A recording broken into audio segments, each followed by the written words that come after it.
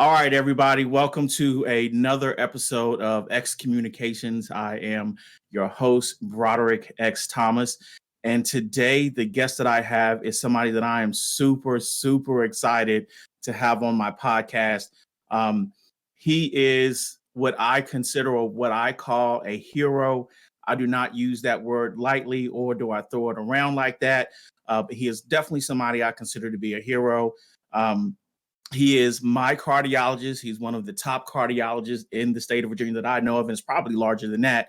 And he also, and I'm going to say this intentionally the wrong way, so that he can correct me.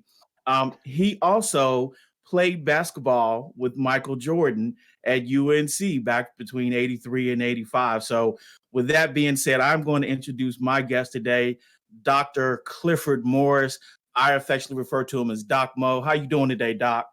I'm doing fantastic, my friend. And of course, I always must throw in the interjection that I did not play with Mike Jordan. That is completely not the truth.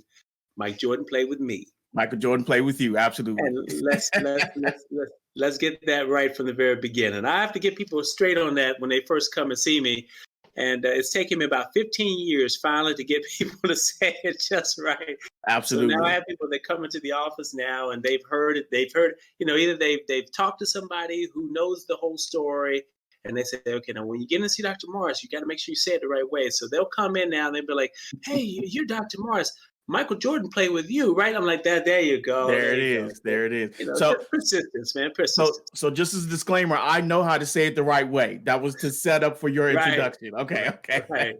Yeah. So there's a lot I want to talk to you about today, man. It's just so many things. First of all, as I mentioned, you are my personal cardiologist, and you have been working on me with some things for years. And so that has given me more insight into you and what you do and the things that you believe in. So I really want to get into a lot of that. Before we do, though, I do actually want to talk a little basketball with you. I think I would be doing the audience a disservice if we didn't talk about it a little bit, your years at UNC and the people that you played with and for, and the people that played with you.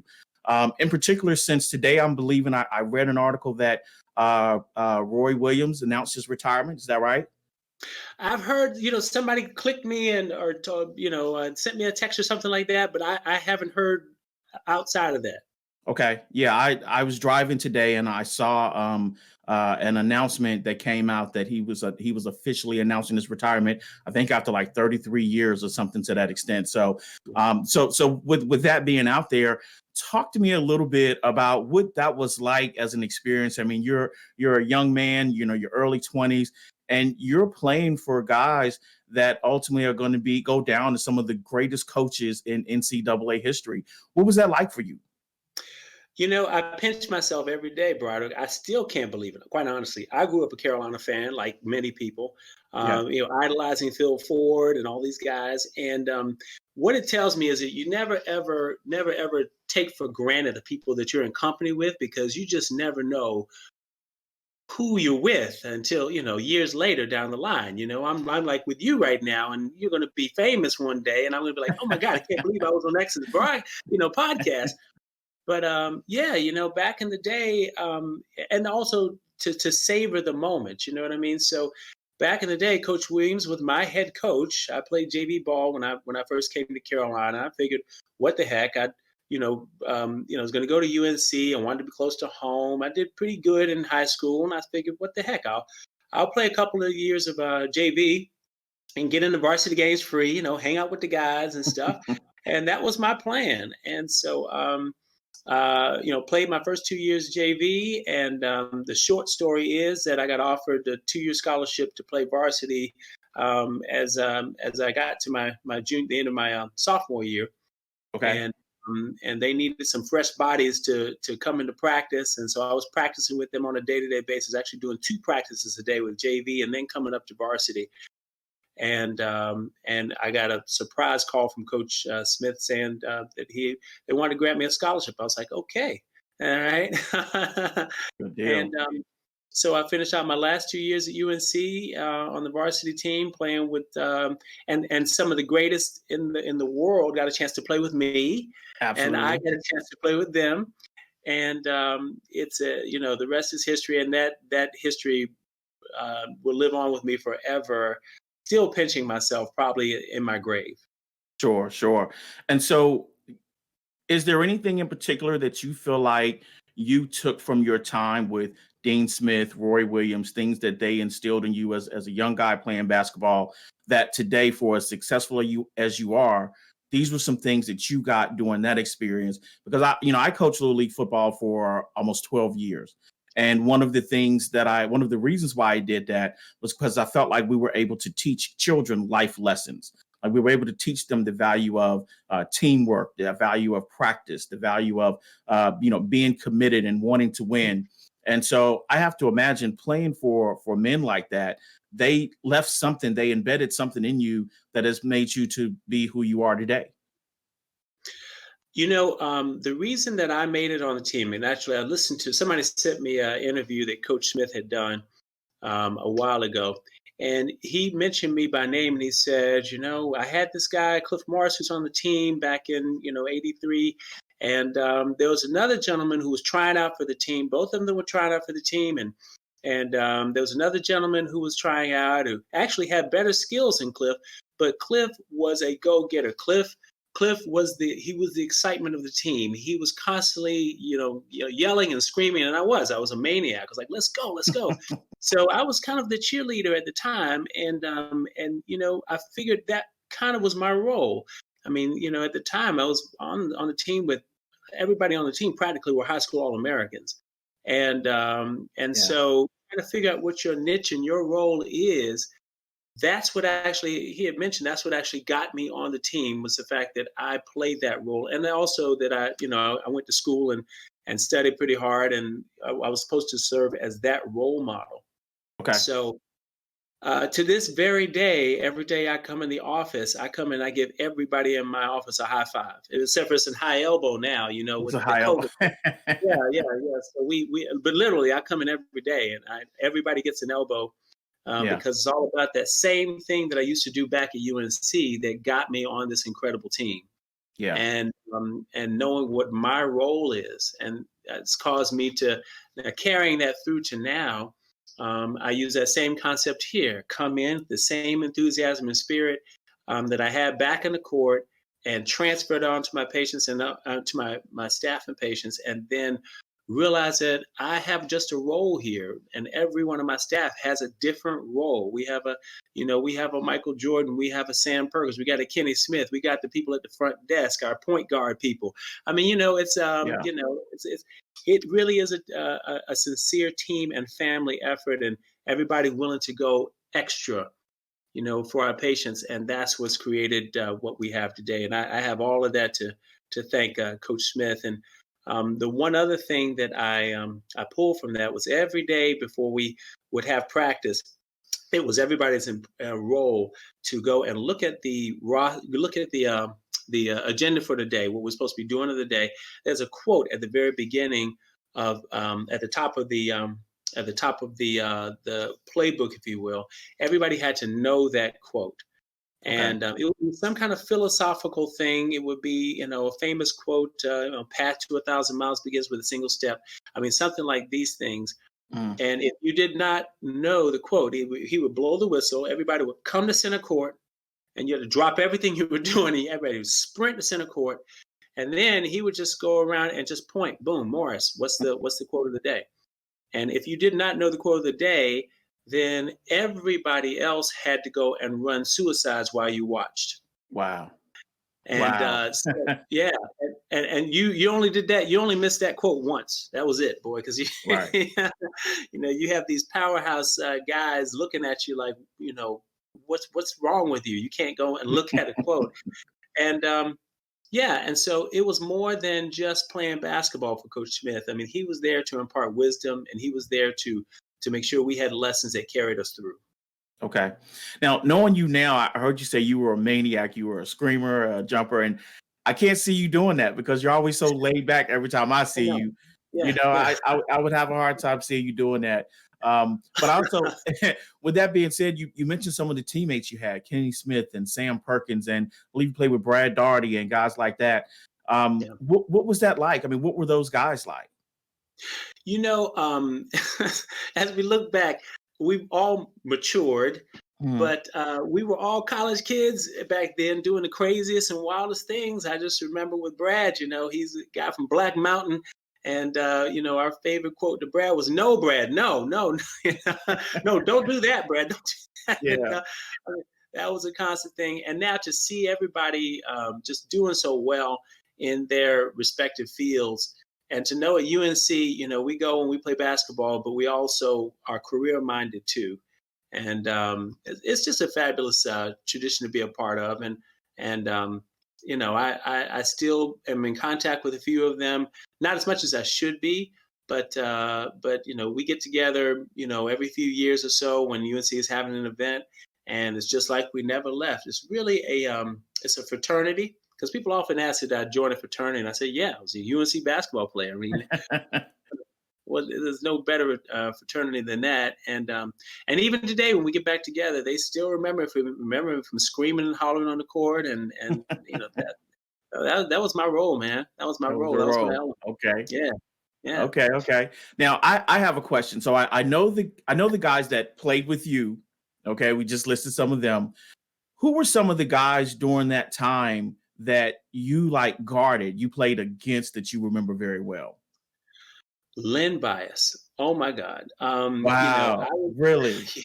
yeah, I can't. Again, it was a very short period of time, and Coach surprised the heck out of me by putting me in the game against Lynn Bias, and I still don't quite understand how that happened. I think I must Okay. have had a few good practices before, but I just remember being one on one with him, and again, very short period in the game, but that's the one that comes out to me the most Okay. is being put in that position.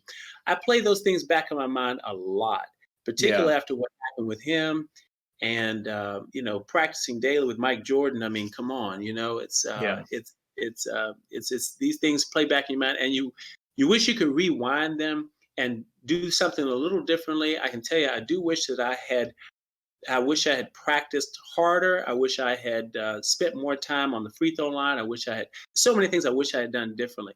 But I've chosen to do those things now in my practice in order to make up for the time that I lost. And I don't waste any time in my practice now. I'm constantly looking to improve what I do here in my cardiology practice to help bring my team members here up to a new level, and also to bring my patients to a new level, because I see greatness in every single one of my staff, and also every single one of my patients.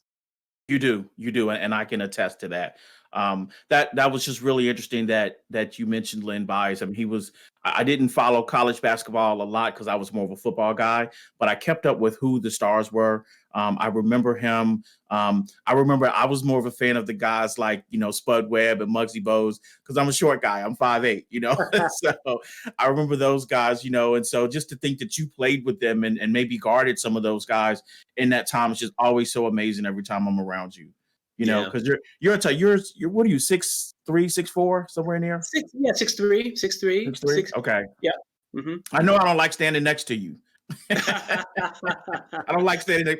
I was trying to stand on the opposite side of the room for you when we're together. So people don't see how short I am. Yeah, but I was 6'3" is small in college Yeah. basketball. I mean, you're 6'2", 6'3". Those guys are, when you get up to the pros, point guards are 6'7". So Yeah. those inches make a huge difference, but not when you're Muggsy Bogues and not when you're Spud Webb. Right. You look at those guys in complete amazement because they were absolute superstars in these field of giants. Yeah. As I'm looking at some of the games in the NCAA now, these guys, I don't know how these smaller guards are getting in against these 7-footers and putting it up and making it look kind of effortless. It really does take a special gift and talent. Yeah. Okay. Okay. Well, look, I want to thank you because I always like to dig into that a little bit. That's a special thing about you, and I like for people to know about it. But really, really, what I want to be able to talk about is health. Lifestyle medicine is one of those terms that you introduced me to. You have this unique approach to how you deal with patients. I never will forget when you and I were first meeting each other. and you told me, you called me X. You said, X, I'm tired of cracking people's chest open. I don't want to do that anymore. I want to help people get to a place to where I don't have to cut into their chest. And I remember that it always stuck with me. And so when years later, when I said, if anything ever happens to me, if I have to see a heart doctor, this is my friend, this is my guy. And so my primary physician recommended me go see a cardiologist, and I knew who it was. It was you. But when I got to your office and saw what you were doing, you literally have a little gym set up in your medical office, and the technology that you bring to the table, and more specifically the approach that you bring. Like, and I'm gonna share this with the audience. You have this big jar in your office right at the front door where you're collecting people's medication bottles when they come off of their medication. So I'm jumping a little ahead of myself because I really want to talk about this and get you to share some of this stuff, this amazing work that you're doing. So you're finishing UNC. What made you transition? Did you know then that you wanted to become a doctor? And what was it that led you down that path? Interestingly, I wasn't thinking about going to medical school. I was going to be a marine biologist. Okay. I had seen this movie when I forget the name of it, but it was a movie. And in this movie, there was there was a scientist, and he lived under the water. And he had a house under the water, and there were whales swimming all by his house and everything. That was my plan. I was going to have my family. We were going to be under the ocean, and I was going to be doing marine studies, Yeah. for the rest of my life. And then at some point I figured out I didn't want to do research for the rest of my life, and I'm glad that I did that because I'm not a research rat by any stretch of the imagination. And but for some reason, I was a biology major, got a BS in biology at UNC Chapel Hill, and then at some point, I don't know, the heart seemed to call me. It really did call me because when I thought about other organ systems as I was thinking about medical school, I mean, I could read about the kidney, read about the lungs. It just didn't seem to flow with me. But every time I got hooked into the heart, man, I just stuck with that. So at that point, I knew that I was going to go to medical school, and that was probably um, probably after my junior year Okay. in college, Okay. and it just seemed to come more naturally to me. And I got to be honest, it has been amazing to know matters of the heart and to be able to literally, interesting story. So I was at the hospital one day, one weekend, and it was a very busy call weekend, and we were having heart attacks coming left and right. I Mhm. called down to UNC because at the time, I would call down and talk to Coach Smith, and I just wanted to call and see how I was doing. There was a secretary at the front desk, and her name was Angela. And so Angela told me that she had recently talked to Mike Jordan. So I said, "Oh, well, Mike Jordan may be able to make millions playing basketball, but can he bring somebody back to life?" and so and so she went back and she told Mike Jordan what I just said, and what he said was the reason people come back to life is to see him play basketball. Oh, wow. Okay. yeah, That is funny. yeah, yeah. So it gave me an opportunity, back then to define kind of what I wanted to do, and coming full circle to what I'm doing here in the office, having a gym here in the office. I don't know of any other cardiology practice that has done this, and as a result of that, we're getting quite a bit of attention, both locally and nationally, from various organizations for what we're doing here. And we have people coming from. I have a patient that comes from DC, Okay. and we're coming from Virginia Beach and coming from all over for this thing called lifestyle medicine that you have mentioned. Lifestyle medicine. Yes, Lifestyle medicine. Yeah. Yeah. absolutely. Yeah. So when you and I met, and I want to say it's been about 10 years. I think we've been friends for at least about 10 years. That was actually a little bit longer than that. That was around 2008, 2007, 2008. So it's Mm-hmm. been about 13, 14 years. Yeah. You were with the Virginia group of cardiologists that was here. Yeah. And I knew that, and I was on a business path. We were doing fitness testing and, the Western metabolic rate and VO2 tests and things like that. And we were looking for a doctor that, could help us kind of give some credibility to what we were trying to do here in the market. And that was how you and I stumbled past, because you were so adamant about this, but you were still, at that point doing heart surgery and things like that. During that time, what was it that made you want to transition out of that field? Because in my mind, I have to think that being a heart surgeon is probably a very lucrative career. And you wanted to transition out of that to be able to do something that probably would be just as lucrative, but down a different path, and was probably going to take you longer to get there. And I'm guessing about that. But what was it that captured you and said, I don't want to do this piece anymore, I want to do this? And what was that like for you? It's a term called moral distress. And what Okay. moral distress is when you're involved in something and you have in your heart and your intention the right thing that should be happening, but you're in a system that does not allow it. Okay. Anybody that's doing anything close to what I'm doing, there's a large organization, it's called the American College of Lifestyle Medicine, and these are people just like me. It's a growing organization. It's becoming international, and all of them have gotten in this system and said it's broken.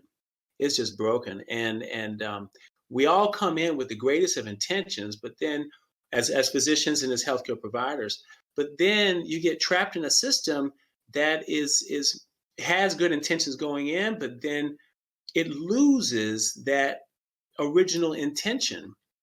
Once you start to deal with insurance companies and start to deal with the logistics of keeping a practice going, you got to keep the overhead going. I understand how some doctors may get in this and they go in like, okay, I'm going to save the world and Yeah. I got to keep the lights on, but I'm going to save the world. And this is my intention. And before you know it, the bills start climbing. And it's like, okay, all right, I need to see more patients. That's what I need to do, but I'm still going to save the world. And this is my original intention. And you buy a piece of equipment and the office is growing and you realize that the bills are still climbing. So it's like, now I need to see more patients. That's what I need to do. And the world thing might be put on, and before you know it, you become a patient factory. Right. And I just vowed I was never ever going to do that. I just got to lay my head down on the pillow at night, and I got to go to sleep and feel good of what I'm doing. So what I've decided to do is, when you go to most doctors' offices, many doctors' offices, put it not to say most, but many, they'll spend most of the chronic diseases, high blood pressure, diabetes, um, obesity, hypertension, all these things, these chronic diseases are usually 90% caused by our poor lifestyles. You Sure. know, and the stress that we're under, the food that we're eating, the lack of physical activity, all of these things combine.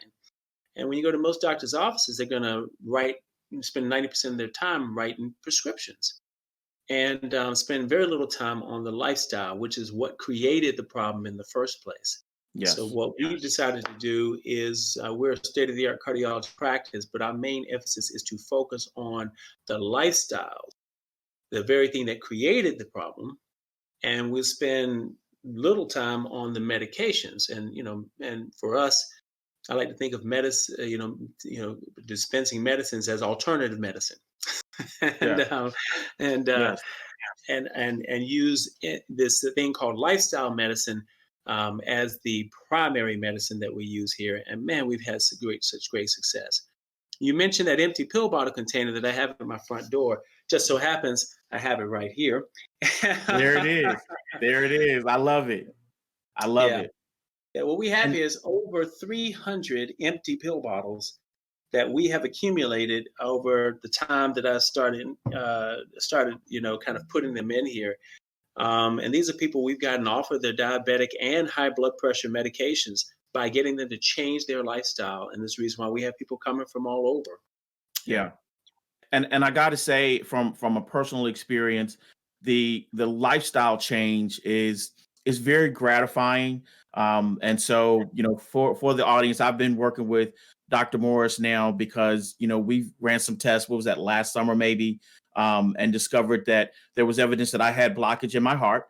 And you told me some things. You told me what my options were. about the procedures and things that could be done. And I was very much against that.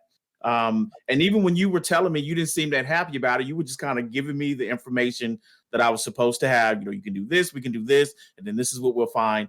And I remember coming home and I was like, nah, there's got to be something different. And so I started researching and looking for an alternative way to address this, because I felt like the procedures that we had talked about were workarounds. They weren't fixing the problem.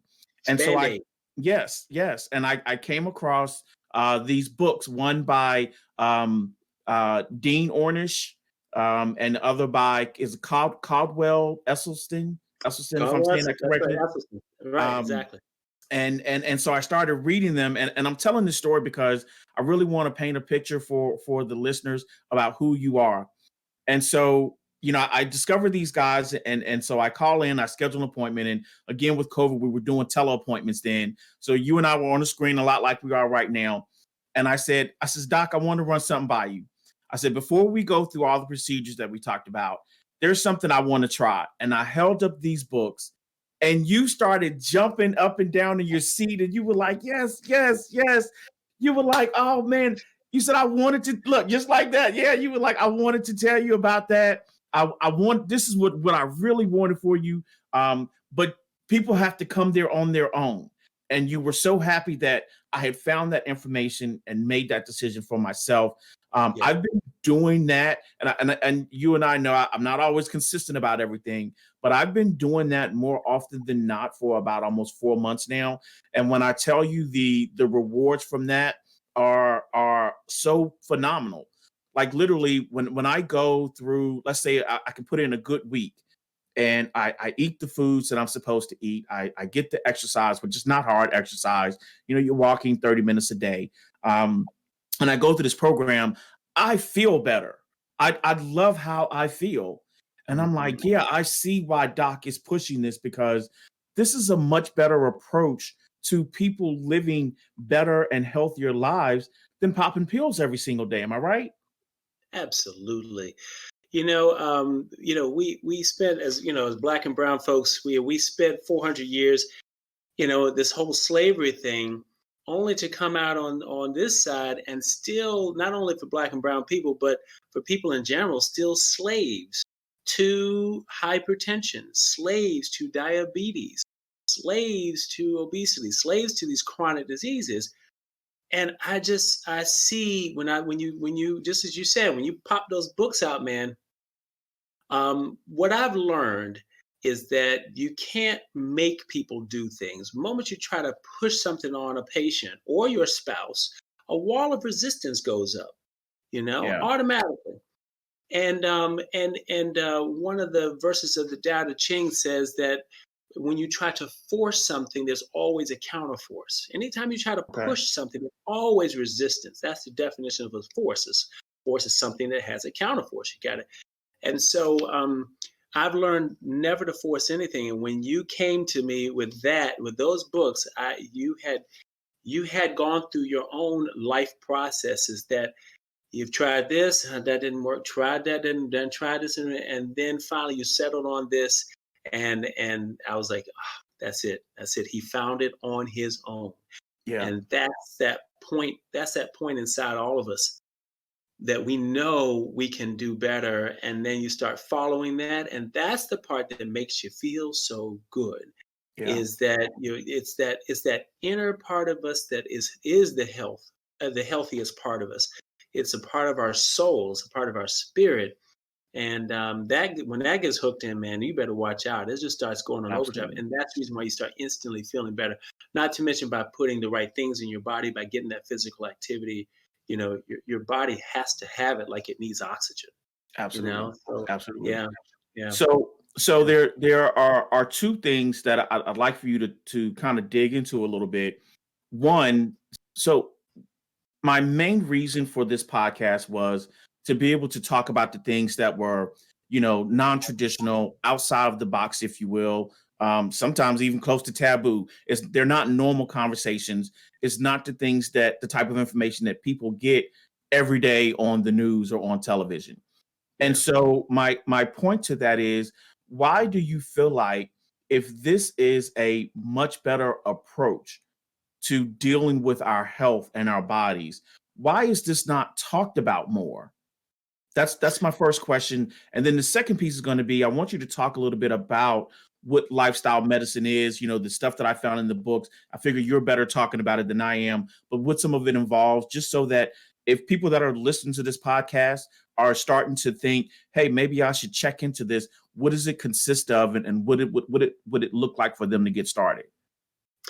When you ask somebody like myself or who's involved in this lifestyle medicine, we all have the same answer. When you go through medical training, whether it be nursing, whether it be medical school, whether it be PA school or whatever, you just aren't taught this. It is, the guidelines that we learn. We have certain guidelines, the American College of Cardiology and the American Heart Association. They put out these series of guidelines. And the guidelines, they talk maybe a sentence or two about live a healthy lifestyle. But if you have high blood pressure, you should be on these medications. And you should start treating high blood pressure with these medications, this class of medications. And so we learn how to treat the symptom of the problem. The symptom of a poor lifestyle is high blood pressure. The symptom of eating too much sugar is diabetes and the insulin resistance that comes from that. So we throw medication at the symptom instead of going to the root cause. And so I've chosen instead to instead of putting this, as you said, putting Band-Aids on all of these things, let's go for the root cause. Let's make it so that we don't have to use all these Band-Aids. And that's the reason why I have all these Band-Aids right here in this jar. Right. The analogy I like to use is, if this wall behind me falls down and I have termites, and you see the termites all over the place, and you go, "Oh, Dr. Morris, you got termites," and I go, "Okay, no problem, I'll fix it up." And I get a bunch of sheetrock and I put it over top of the termites, and I hammer it up and I paint it up all nice and pretty, and I'll say, problem solved, and you go, "No, it's not." Still got termites. And I said, "Well, you don't see termites. Look, you see pretty pictures and everything." You'd be like, "No, but the termites are still there." Yeah. And that's basically what medications are. Now, don't get me wrong, medicines are important. There's a time, if I'm having a heart attack, don't give me no broccoli, give me some drugs. I need, you know what I mean? Right. So there's a time when medicine is important, and I'm not encouraging anybody to stop their medicine or anything like that. However, realize that the medicines, what they do is that they kind of cover up the problem and make it look better. You have this terrible blood pressure issue. You take a pill, blood pressure goes down. And we in the United States think that, okay, that's all that we need to do. Meanwhile, the termites are still there eating away at the body. It's just that we got pills now to cover it up and make it look not like, so we, make it look prettier. Therefore, we don't have to change. And it is hard for people to change. We've become a pill popping society. We want our fix now. We want it to happen now. Dr. Morris, my blood pressure is high. What can you do for me right now? Or is there a medication you can give to me that can help me right now? And patients are surprised when they come and they say, "Okay, Dr. Morris, I've been on this medicine. I've been on this medicine. I've been on this medicine. And nothing seems to work right now. I've been on all these medications. What's the next medicine I need? Can you give me another medicine?" And I'll be like, "Yeah." Right. How about lifestyle medicine? They'll be like, I said, "Well, how about no medicine? How about that option?" And they'll be like, "Huh?" Yeah. I like, yeah. I said, let's go with no medicine, but that means we have to do what we have to do to get healthier, to get there. Sure. Yeah. And so when you talk to somebody about no medicine, Yeah. and we start this lifestyle medicine approach, Yes. want you to dig into a little bit about what that means. Talk about, because it's a fairly strict program. Well, and you can do different variances of it, but the program, at least the one that I'm working with, to do the actual reversal, because that's the thing that stands out to me. And this is what I was after. Don't put a stent in my heart to temporarily fix that problem. I don't want to bypass that's going to go around the arteries that are blocked, because while you can still get blood around it, there's that other blockage is still there. And you told me that eventually, if you still don't change the lifestyle, the bypass is going to get blocked, right? And so, Absolutely right. these books, this research that I did, talked about reversal. Like if you treat your body in the right way, and it is a strict process, but if you treat your body the right way, your heart can literally unblock. That blockage will flow through. One of the things I read in the book was, and I want to say this was Dr. Ornish, and he was talking about how as we get older, we're continuously taking in fatty foods and things like that into our bodies, and those things start to stick in our arteries. Okay, the plaque starts to stick in our arteries, and the heart, because of its pumping motion, would normally push that stuff through, except for the fact that we're continuously adding more and more fats and cholesterols that continue to cause that buildup, as opposed to allowing the heart to naturally push it through. So in the program, it removes pretty much all fat from your diet. No meats, no dairies with fats in it, anything like that. And so because of the absence of additional fat and cholesterol and things like that coming through your heart will now over time naturally start to push through and flush out this plaque that's building up in the arteries. Am I saying this correctly? Yeah, in so many words, absolutely. But people have to also realize, because they think it's just simply a cholesterol issue, but you need a lot of other things in order to build up a blockage, plaque. You need an acidic environment. And we Mhm. walk around all the time in this very acidic environment, and that is just from our day-to-day movement. That's what happens when you. What do you do when you're exercising and all of a sudden you feel your muscles burning? That's lactic acid. Happens when you're burning sugar, right? And so that's an acidic environment. It hurts. What causes you to stop? And bacteria, viruses, all kinds of things love an acidic environment. And Mm. so the lifestyle that I'm talking about, called lifestyle medicine, such as eating plants, it Mm. alkalinizes the blood. And you hear all this time about the importance of keeping your blood more alkaline. Okay. So one of the things that's needed for plaque is an acid environment. Another is a lot of inflammation. We now know that inflammation is the one common denominator in just about every chronic disease that there's out there these days. Whether it's coronary disease, whether it's diabetes, whether it is cancer, whether it is Alzheimer's, we're talking about inflammation, inflammation, inflammation. What does lifestyle medicine do? It lowers the inflammation in your body. And Wow. so, eating plants, even the people that we hang around, I mean, we're talking more than just eating, we're talking about your environment also Yes. playing a role in your overall amount of acid that you have in your system. So, changing your environment, changing the people you're hanging around plays a role. Absolutely. Your belief system plays a role. Are you constantly thinking that life is against you, or do you think that life is here to help build you up? Are you the Mhm. victim or are you manifester? That Right. plays a role, because that's going to raise your cortisol levels and affect your body in a negative way and cause your arteries to constrict. Mhm. That if you have a plaque, for instance, I have a good model here. So here we got a artery right here. Okay. And now let's look down the little barrel of the artery. And what you want to see is the artery is nice and clean, just like this, with no plaque in it whatsoever. Okay. Now, let's suppose that we are leading a very stressful lifestyle and we're eating the improper foods and that kind of stuff that we do with the standard American diet. Okay. Here we have an artery right here, and it has just a little bit of plaque in it. If you can see that right there, that little Mhm. yellowish stuff right there, just a little bit of plaque in there. Yeah. Okay.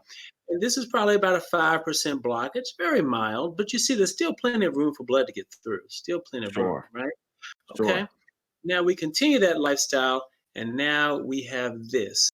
And this is where things start to get really problematic. That's about a 50% blockage in that artery. This is going to be a very acid environment, very high inflammatory environment, lots of cells, and you've disrupted the entire lining of the inside of this artery. So now the artery itself becomes very dysfunctional. Mhm. And I get mad or upset, all of a sudden this artery right here is going to clamp down, and that 50% blockage now becomes more like that. It becomes the 90%. And there I'm going to start grabbing my chest. And if a blood clot comes and closes that whole thing off, that's called a heart attack. Sure. And then we've got one more level. That's your 70% blockage right there. Mm-hmm. And this is where we start to see changes on a stress test or that kind of thing. When I see this right here, I see blockages in one's life.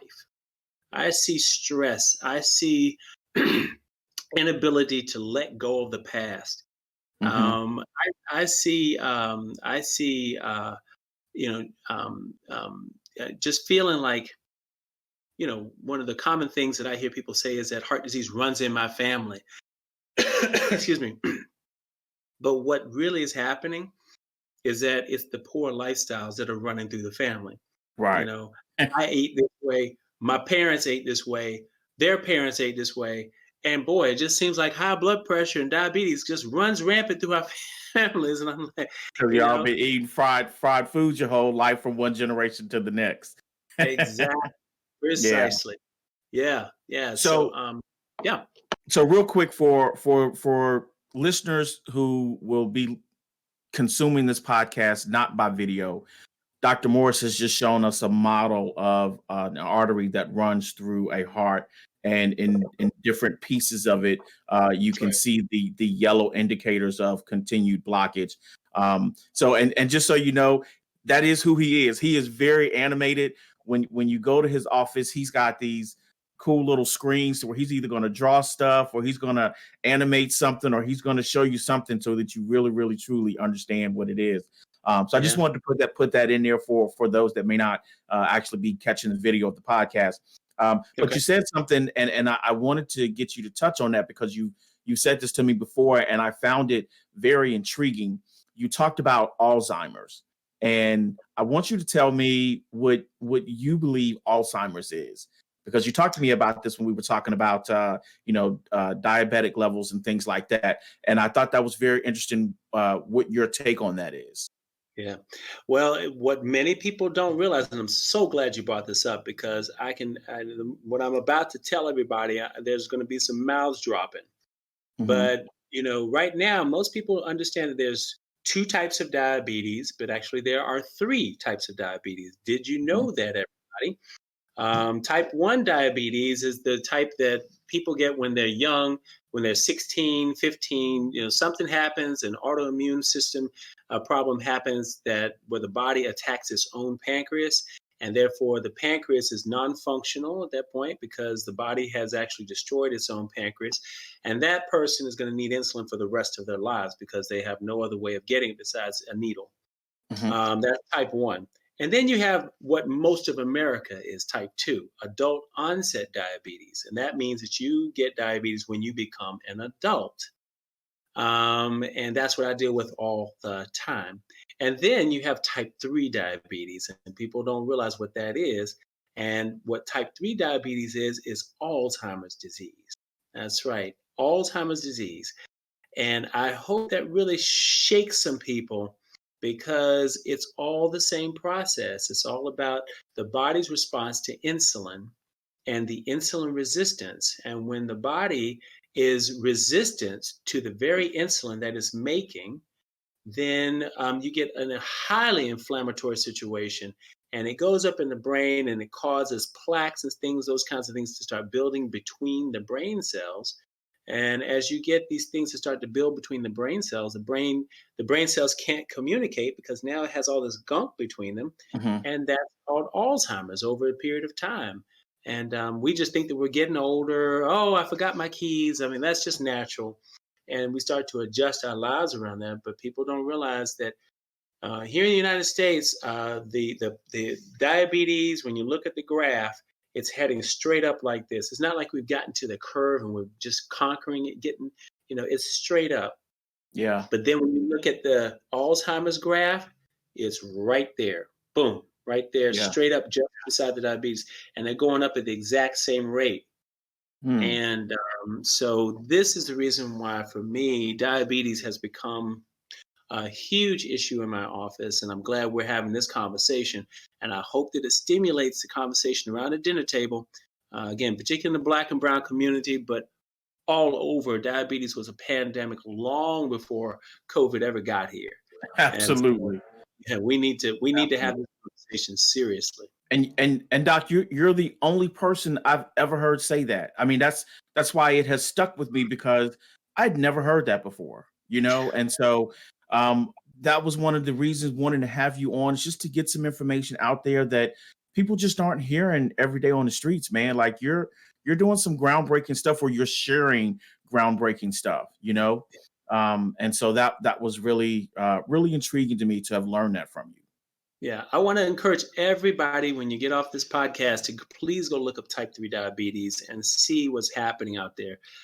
This is some serious business, and when you're dealing with diabetes, insulin actually, again, diabetes is the symptom of something called insulin resistance, the body's resistance to insulin. You're Mhm. dealing with a killer, and Yeah. it is. I tell my patients, and it sounds harsh, but it really is. It's like dealing with the mafia. Yeah. And when you're dealing with the mafia, somebody's not going to come out. You're going to either take the mafia out, mafia is going to take you out, but somebody's not coming out. And diabetes has every intention of taking you out slow.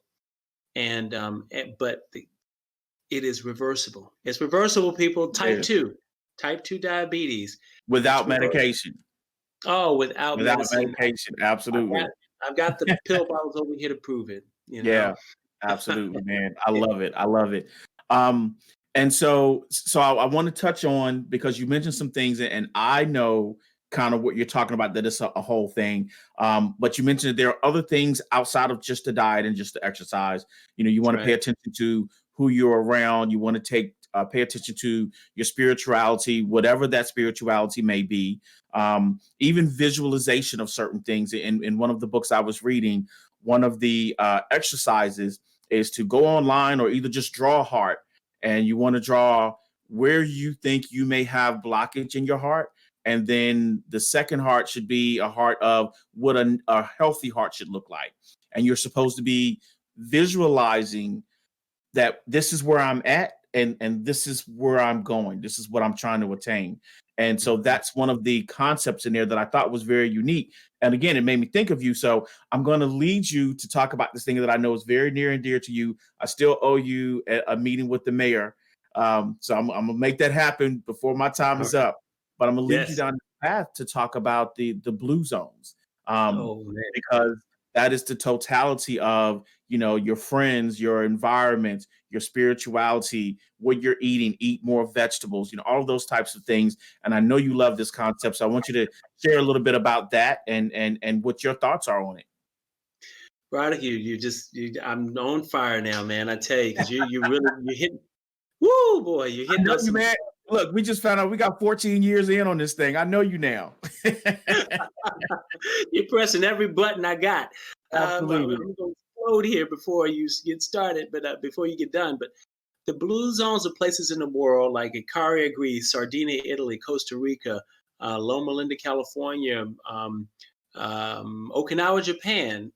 These are places where people live to 100 years old. I mean, they live into these older ages. They're not in nursing homes either. I mean, their minds are sharp.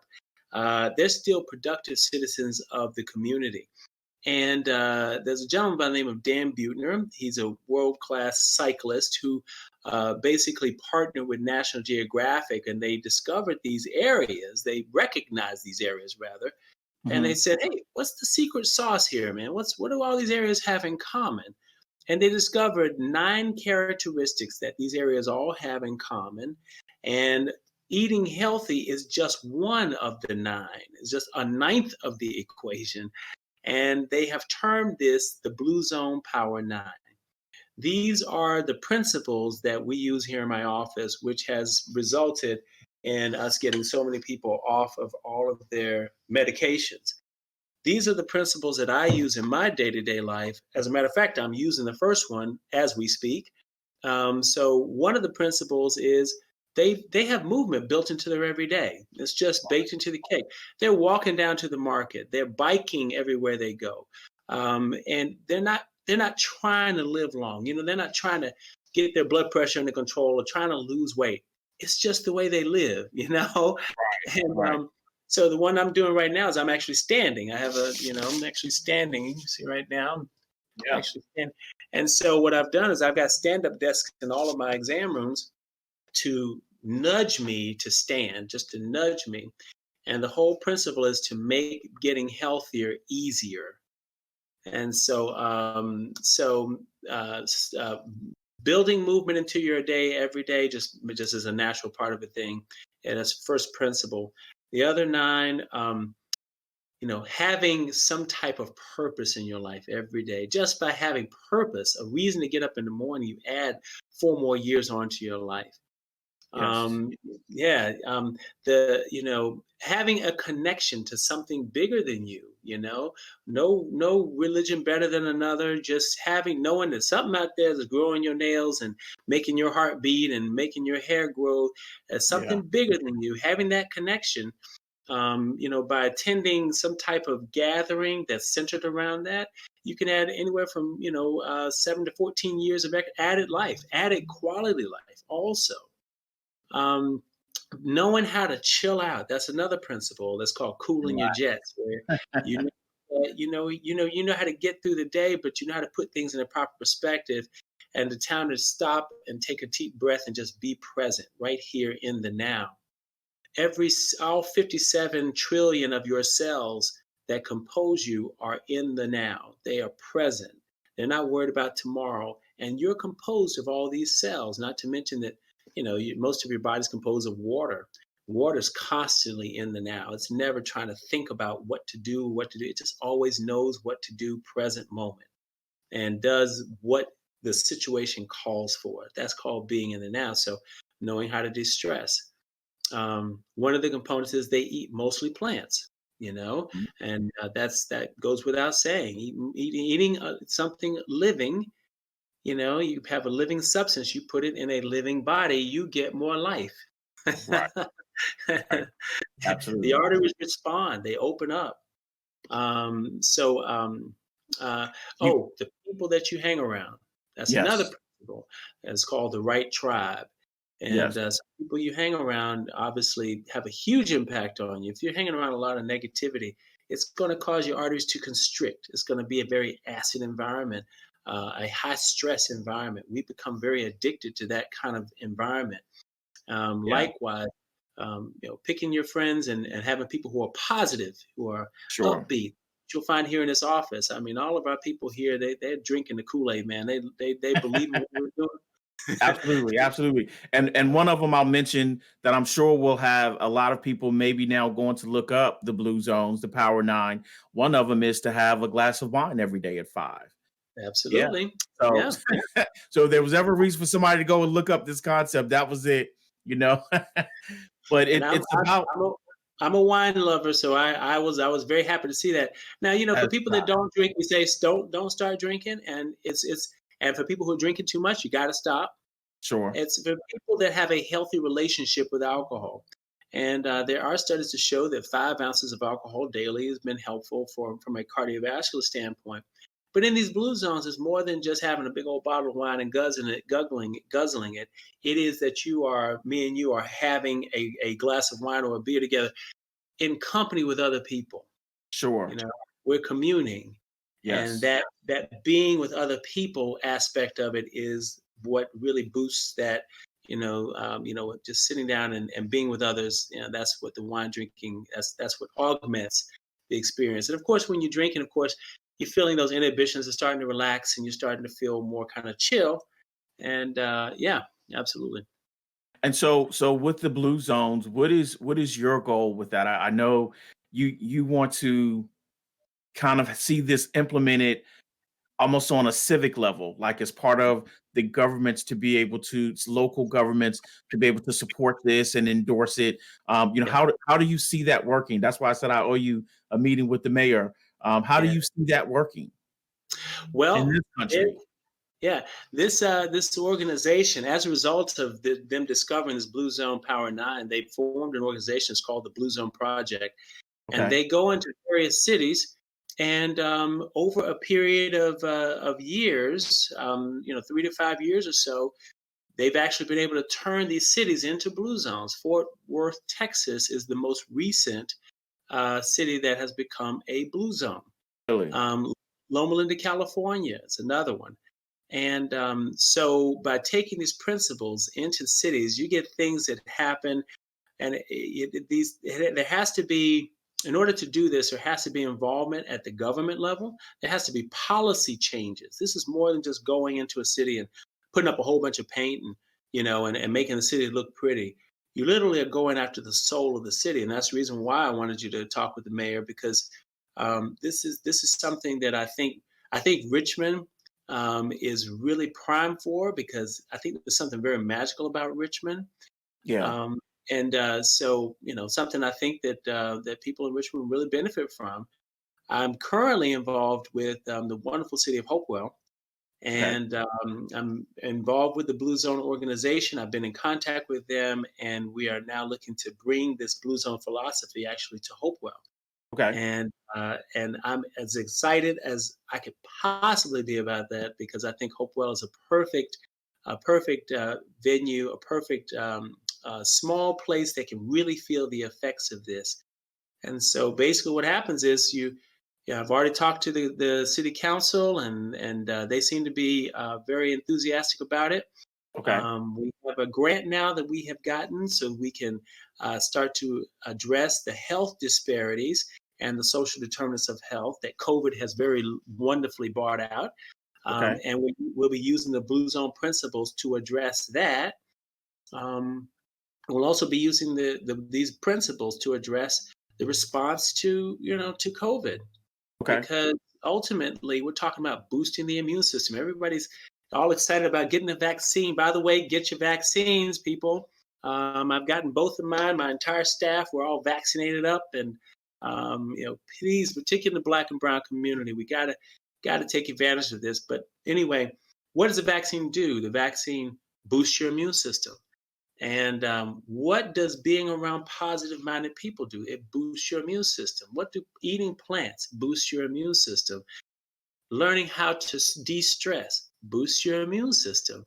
Having a connection to something bigger than you boosts your immune system. I mean, these are all things, life things that this Blue Zone Power 9 does, that does what the vaccine is doing. Yeah. Regular physical activity boosts your immune system, and Absolutely. yeah, And yeah. that's one of the reasons why I do think Richmond would be a good fit for it. I mean, after we had the big bike race here a few years back, I was this there. has become a biker's town, and Yeah. there's the river where people do walks on the river and the trails and all that kind of stuff. It means a lot, and I think it will support that. I will tell you, so I now have a place in Maryland, right in National Harbor, and Oh, so when right I on that water, right on right the on right the. on the water, right on the water, man. And I will say, when I'm there, because normally when I'm up there I'm working. When I'm there, I park my truck, my vehicle, and I'm a driver, so I drive everywhere I go. But I have to park my vehicle, and I walk everywhere, to the drugstore, to the little marketplace, down to the waterfront, because everything is within a 2 to 3 block radius. And so I find myself getting more exercise. And I thought about you. I said, Doc would be proud of me. Doc would You be darn proud of right. me. Absolutely. I'm up to 3 miles now. I'm walking an hour, the Yeah. days that I have the time to do it, and I'm getting about 3 miles in. The other day, and here's one I got for you. I walked almost from Maryland to Virginia and back. Okay, What? let that sink in. What? So, so wait a minute. I'm like you. I'm gonna make that sound better than really what it is. So in National Harbor, when you go down to the waterfront, they have a trail that walks around the Potomac, but it takes you back to the Woodrow Wilson Bridge, and it like comes underneath the bridge, and there are walking lanes to where you literally come up to the Virginia Maryland state line. And so I walked that trail and came back, and I was like, I'm gonna tell people I walked from Maryland to Virginia and back. It was a 3 mile walk, Doc, around the river, but it felt good saying it my way. I'm gonna tell everybody you did it. Absolutely. Because as far as I'm concerned, that it happened. Absolutely. I'm gonna send you, I send you my screenshots when I walk. I'll send you the screenshots of one of them that show the views. It's so much better for me walking and exercising up there. just because you have these breathtaking views, you're out and about, there's fresh air coming off of the water. I mean, it's much more exciting. So I know it's benefiting me a lot. And every time I do something good, it makes me think about you because I want to make you proud. Well, I appreciate that, man, and you are making me proud. The day I met you, X, I've seen I've seen this point in the heart that I've been talking about from the very beginning. I saw it from the day I met you, and I've always known great things were coming from you, and so just with you doing this, it tells me that all the things we've been talking about are slowly Yes. working you. And now, lo and behold, here you are finding yourself in a perfect blue zone a blue zone living situation Right. where you can create your own blue zone. And that's what this is all about. And what we do here in our office, we're getting our patients to create their own blue zone. We don't have to go to Sardinia, Italy. Yeah. We can get our blue zone on wherever you are. And I would strongly encourage that everybody look up the Blue Zone Power 9 and Yes. go to an incredible website. And there's all types of books. I've got the Blue Zone Solution right here, which is awesome. Yeah. There's a brand new cookbook out with the Blue Zones, Ooh. which these are recipes that go way back over the period of time that Dan Buettner has been able to amass. It's a beautiful work of art as far as I'm concerned. Okay. Um, I'm going to get it that. is, yeah, it's not about how long you live. It's about how you live. It's about how you live that life. Because Right. I could put you on a ventilator and keep you alive a long time, but that's not quality. It's not quality of life. Yeah. Not quality of life at all. And But that's very important to me. mm, My quality of life is very important. if anything, COVID has taught us all, good people, is that we're not guaranteed tomorrow. And Absolutely. so, so I put my feet on the ground. I'm grateful every morning, and then I'm like, I might not be here tomorrow. I don't know. I'm not taking anything for granted. I'm right here with you. This is all that matters right here and now, as every one of my cells is present moment right here and now. My day to day has been dedicated to try to stay focused right here on the here and now. By doing that, I don't have to be concerned about what's happening in 5 minutes, getting my cortisol levels up, causing my arteries to constrict. I actually are allowing, just as you said, when you have that picture of the blockage and you have Mhm. that picture of your heart without the blockage that's loosening up, what you're Yeah. doing is you're setting yourself up into an internal environment to make that happen. You're Yes. now you're gonna see yourself walking more to set that up to happen in just the way you've envisioned it. In other Yes. words, you have to be there, you have to believe it before you can see it. Wayne Dyer wrote a book, Mm. Believe It Before You Can See It, or something along those Mhm. lines. And the same thing as with how we attain wealth and that kind of thing. You got Absolutely. to be the millionaire before you can attain that status. Absolutely. You know what Absolutely. I'm talking about now, Yes, right? I So do. Yes, I do. Matter of fact, one of my pastor, Dr. Michael Friedman of Spirit of Faith in Maryland, this is what he says about a thing that you want to go after. He says, first you have to visualize it, and after you visualize it, then you have to verbalize it, and then once you verbalize it, you'll begin to internalize it, and then oh yeah, once you internalize it, it'll start to materialize. you better So he believe it. goes to that process, man. I love that. But it all starts with being able to see it. And that's one of the things I love about you. Like I said, every time I'm in your office, you're so visual. You're very demonstrative. You have things to show people exactly what's going on so that they understand and get educated. And then it's Yeah. up to them to be able to take that information and do something about it. So I love it. Again, man, you really, to me, truly are a hero because there's not a lot of people that I personally know that are putting in the fight that you are to not only save people's lives, but while you're here to make their lives better. And I'm so appreciative of that. I Mm. appreciate you giving me the time today. So before we leave, because I know you got a lot of things to do. Today's not Wednesday, is it? Okay, right. No, it wouldn't be Wednesday anyway. That's right. It would be Wednesday anyway. Date night Wednesday. But day night is Wednesday.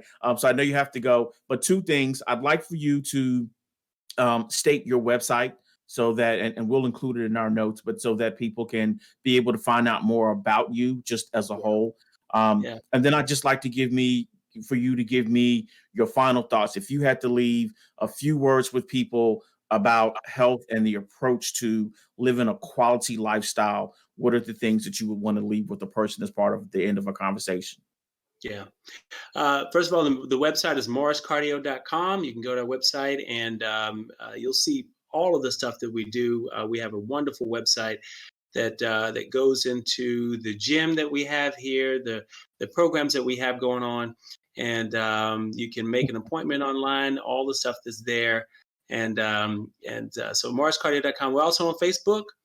I have a small presence, I think, on Instagram. I mean, I've got somebody that's doing this, and I think that's everywhere we are. Okay. And yep. And make sure to visit. I think our most active page is our Facebook page. I keep that going all the time, and you can see a lot of great stuff that we do. Um, and then your second question, what do I want to leave with everybody today? I think that you mentioned Dean Ornish, and he just wrote a book, pretty phenomenal book. It's called Undo It, and the title I'm, speaks for itself. I'm sorry. I want to interrupt for just a quick second because I don't want to let that pass. That you were recently a part of the College of Lifestyle Medicine had Yeah, an event, and I think want to say that was back in November. And so right. Dr. Ornish was one of the speakers there, but you were as well. So, Yeah. so I want the people to know that we are in some esteemed company today. Like this man is, they call him to talk about stuff alongside of Dr. Dean Ornish. So I'm sorry to interrupt you, but I just wanted to make sure we gave you that accolade before we left. Oh, I do appreciate that, and I am truly honored to be in the same breath as any of these people because these are truly. Dean Ornish is the pioneer that has taken all the arrows in the back for Yeah. all of us that have ever tried to believe this way, and but he's written a book recently. It's called Undo It, and he talks about 4 principles, and these go right along the line of these Blue Zone Power 7. He talks about moving more, which is basically, that first principle. He talks about stressing less, and that goes with one of the Blue Zone principles also, is how to de-stress. He talks about eating well, and that's with the plants and stuff. And he talks about loving more. And Mm, those are the 4 principles there. And I tell you, it really does talk about a lifestyle where, gosh, think about loving more, not only of the people, but yourself, right? sure. Um, and Yes. waking up every day with a childlike mind, that you're in love with what's going to happen today. You're excited about this interview. You're excited about what's going to happen after this interview. It's not like, oh God, now I got to go get healthy. It's like, oh my God, this is really truly an adventure. And I get the opportunity to discover some things about myself and other people. And now I can go out and help others. So, yeah, I think those are really key principles. I would say just get the Blue Zone, but go and search the Blue Zone Power 9 and take one of the principles and work with it for a few days. Work with a day, or a couple of days, and go to the next principle, and really start to say, what is my purpose here? What was I put on this earth to do? We all were put here for a reason, and when you start to move in that direction, that's when you start to feel the happiest. And life becomes a part of a flow, just like water. Water, it can dissolve the toughest stone. How does it do that? It just surrounds that stone and it just patient and it waits till that stone kind of soften up a little bit and it kind of goes in. Um, just loving more. The movement. Your body needs movement like it needs water. That's the reason why we have over 700 muscles and 360 joints. This body was made to move. Right. And so, yeah, so you sit still for a long period of time, you're gonna know it. It starts to Yeah. hurt. Your body's like, hey, you're gonna hurt me, I'm gonna hurt you. And you can take as much, and you're gonna take as much narcotics as you want, but I'm gonna be right here with you till you get up and you like your joints are stiff and you get up and start moving, you know. Yeah. Um, Plants, eating, I can't even stress to you how important eating plants are, eating or going to a more whole food plant-based, some say kind of a Mediterranean lifestyle that is, and that's what we found in all these blue zones. Okay. And then particularly watch the people that you're hanging around and watch the environment that you place yourself in and you find yourself in. And if you are the person that's doing the best in your particular circle of friends, time for you to find some new friends. There you go. There you go. And Yes.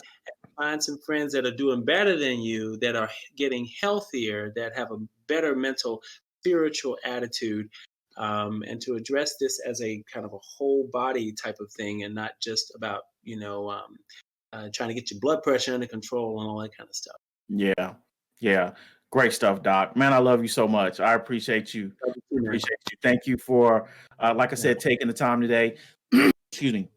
Taking the time, and I'm pretty sure I was talking to our producer yesterday, and I'm pretty sure we're going to have you back at some point, because there's so much more to pull out of you and so much more to share with people, just to be able to live a better quality of life. And I think that's important, because these conversations aren't being had on a broad, consistent level. And so I want to talk more about it, and I want to bring these things to as many people as possible. So again, Dr. Clifford Morris, the guy who allowed Michael Jordan to play basketball with him. I love it. I love it. I love it. I will actually be talking to you soon. So thank you for hanging out with me and spending a little time with me today. And for our listeners, I appreciate you tuning in for another episode of X Communications. I'm your host, Broderick X Thomas, and I always encourage you to think about things differently. Take care.